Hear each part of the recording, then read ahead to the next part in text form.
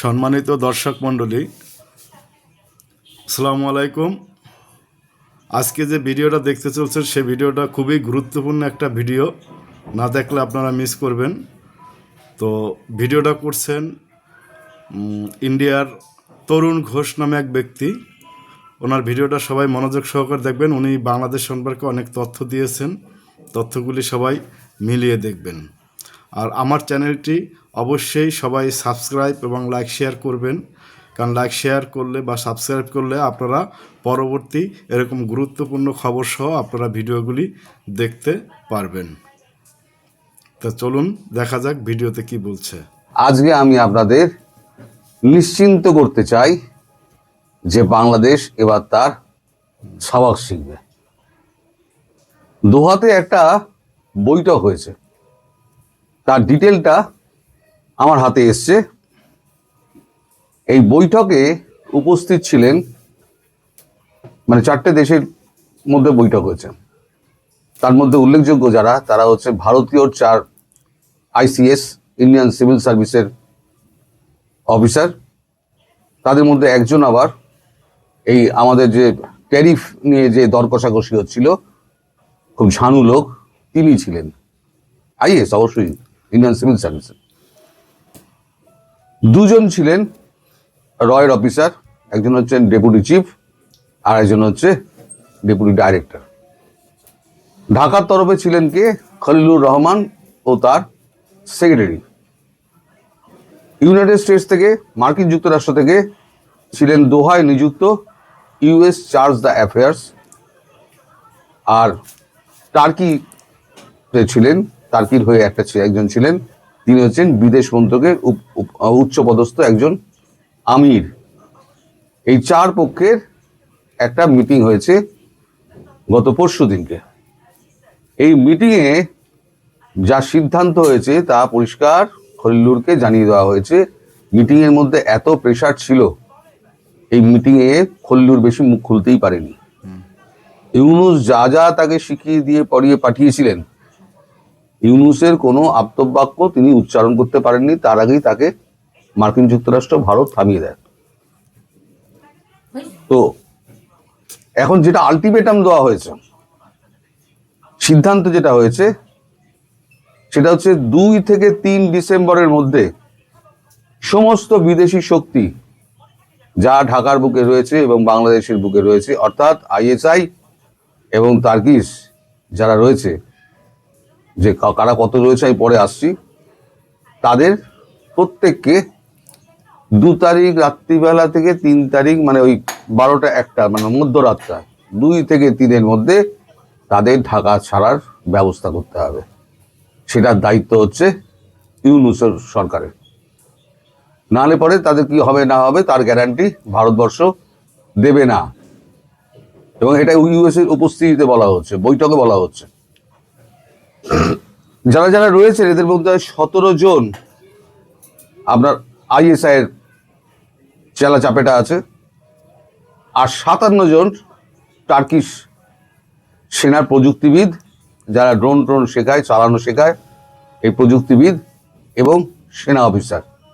এই 57 আর 17, 57 আর 17 এই টোটাল টিমটাকে 2 তারিখ মাঝরাত থেকে 3 তারিখ বেরোনো অবধি, মানে ওই 12টা থেকে 1টা, এই যে মাঝে 2-3 এর মধ্যে তাদেরকে সমস্ত চলে যেতে হবে। আদারওয়াইজ ভারতবর্ষ এদের প্রাণের কোনো রকম দায়িত্ব নেবে না। সেটা ভারতবর্ষ আলাদা করে মানে ডিপ্লোম্যাটিক চ্যানেলে যেমন পাকিস্তানকে জানিয়ে দিয়েছে, তেমন তুর্কি সরকারকেও জানিয়ে দিয়েছে যে তোমাদের লোক ফিরিয়ে নাও, আমরা অ্যাকশনে যাচ্ছি। হলো।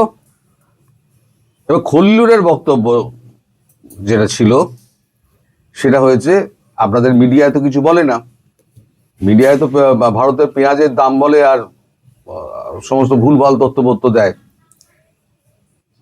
খলিলুর যেটা বলেছেন সেটা হচ্ছে 21, 23, 24 এবং 26। আবার শুনুন, 21 তারিখ ডিসেম্বরের, এই নভেম্বরের 21, 23, 24 এবং 26 আনআইডেন্টিফাইড ড্রোন অ্যাটাক হয়েছে।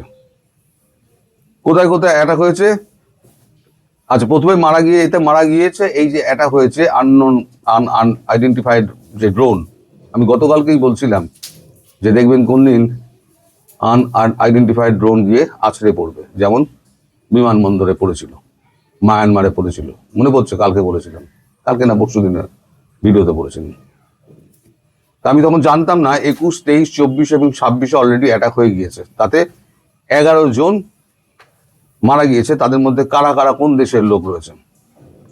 তুর্কির 1 জন, পাকিস্তানের ISI এর 2 জন, উলফা আই এর 4 জন, লস্করের সাইবার সেল ইউনিটের 2 জন, জামাতের 2 জন, এরা মোট 11 জন। এরা ঘটনাস্থলেই প্রাণ হারায়। কারা মেরেছে না মেরেছে সে ব্যাপারে এখনো পর্যন্ত কোনো রকম ধারণা খলিলুরের নেই। এই বক্তব্য হচ্ছে খলিলুরের, যেটা আর কি খলিলুরের DGIF খলিলুরকে জানিয়েছে। ড্রোন কোথায় কোথায় পড়েছে? ড্রোন পড়েছে কুমিল্লা আখাউড়া বর্ডার, সিলেটের তামাবিল সহ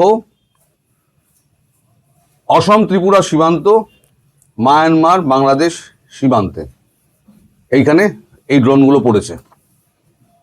আচ্ছা, US যে অ্যাডভাইজারি জারি করেছে মার্কিন যুক্তরাষ্ট্র, সেই অ্যাডভাইজারিতে বলা হচ্ছে 3 তারিখ থেকে 6 তারিখ পর্যন্ত এটা হচ্ছে একটা স্পর্শকাতর সময় বাংলাদেশের জন্য। এই স্পর্শকাতর সময়টা চলতে পারে সর্বনিম্ন 3 ঘন্টা থেকে 11-12 ঘন্টা পর্যন্ত।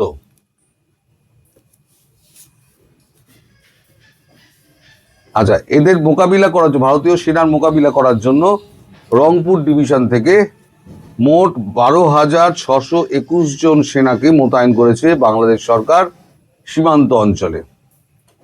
আমাদের ওখানে রয়েছে প্রায় 2.5 লাখ মতো, তাতে 12,621 পাঠিয়ে মোকাবিলা করার একটা ছক করা হয়েছে। কি মোকাবিলা করবে ভগবান জানে। তবে এই যে আপনাদের বলা হচ্ছে, US অ্যাডভাইজারিতে বলা হচ্ছে 3 থেকে 6 পর্যন্ত স্পর্শকাতর যে সময়, এই 3 থেকে 6 মধ্যে, মানে 2 তারিখ রাত্রিবেলা 12টা পেরিয়ে গেলে মানে 3 তারিখ পড়ে যাচ্ছে। আর এই অ্যাটাকগুলো হয় কিন্তু রাত্রিবেলাতে।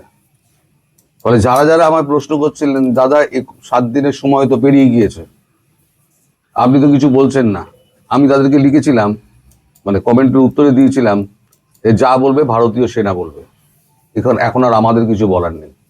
ভারতীয় সেনাকে গো অ্যাহেড অর্ডার দিয়ে দেওয়া আছে, সবুজ সিগন্যাল দিয়ে দেওয়া আছে, তারা সেই সবুজ সিগন্যাল অনুযায়ী তারা এই অপারেশন করবে।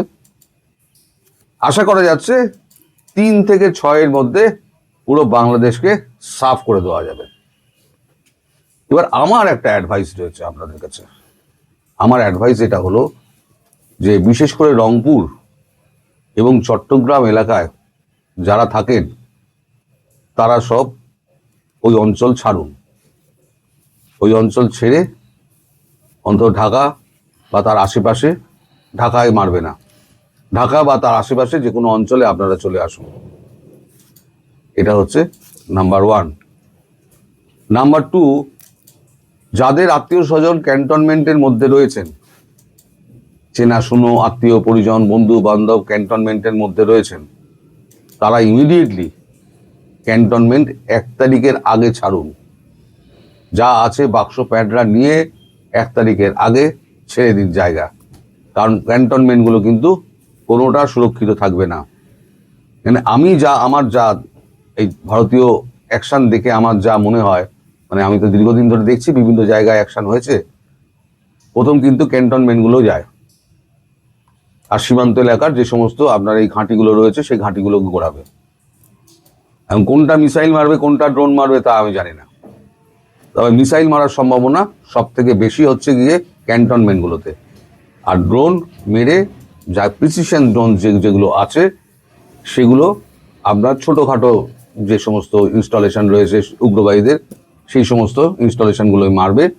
আর বড় ইনস্টলেশন হলে পরে সেখানে মিসাইল অ্যাটাক হবে, অগ্নিও হতে পারে, আকাশও হতে পারে, পিনাকাও হতে পারে, যা খুশি তাই, অনেক কিছুই হতে পারে, আকাশ তীরও হতে পারে।